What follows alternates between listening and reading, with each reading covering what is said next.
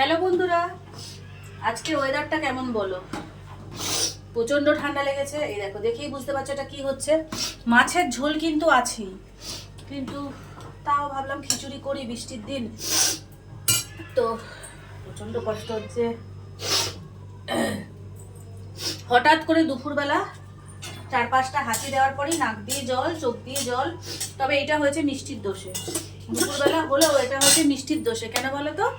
এই ঠান্ডার মধ্যে মিষ্টি এত বিরক্ত করছে মানুষকে। এসি চালাও, এসি চালাও, মানে আমি শুতেও দিচ্ছে না। তাই ওর বিরক্ততে অতিষ্ঠ হয়ে আমি একটুক্ষণের জন্য এসি চালিয়েছি। ওর কিছু হলো না, আমার ঠান্ডা লেগে গেল। আর বাইরে কি পরিমাণে ঝড় বৃষ্টি হচ্ছে। তো যাই হোক, আমি খিচুড়ি খুব একটা ভালোবাসি না, খুব একটা কি ভালোই বাসি না। ভালোবাসে মেয়েরা। আমি যদিও বা খিচুড়ি খাই, সেটা বড় মশাইয়ের হাতের খিচুড়িটা খাই, কারণ সে সত্যিই খুব ভালো করে বানায়। সব রান্নাই বানায়, খিচুড়িটাও তাই জন্যই আমি খিচুড়িটা তার হাতের খাই। তো যাই হোক, আমার খাওয়াটা আমার কোনো ব্যাপার না, ওরা ভালো খেলেই হলো।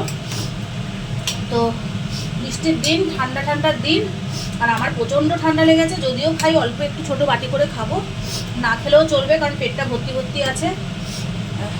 তো যদি খাই অল্প খাবো। এই যে খিচুড়ি, আর এই যে এখানে আছে তেজপাতা, শুকনো লঙ্কা, গোটা গরম মশলা। আর তোমরা খিচুড়িতে কি ফোড়ন দাও? আমি তো 5 ফোড়ন দিচ্ছি। আমি কি ঠিক করছি? দেখো আমার সর্দিতে নাক ছাবি খুলে যাচ্ছে, দেখেছো? নাক পুষতে পুষতে আমি তো 5 ফোড়ন দিচ্ছি খিচুড়িতে।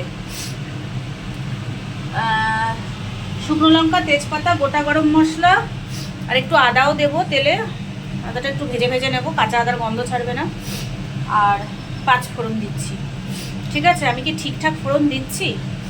যদি ঠিকঠাক ফোড়ন দিই সেটা বলবে, আর যদি তোমরা মানে অন্য কিছু দিয়ে থাকো অবশ্যই জানাবে, আমি সেইভাবেই রান্না করবো।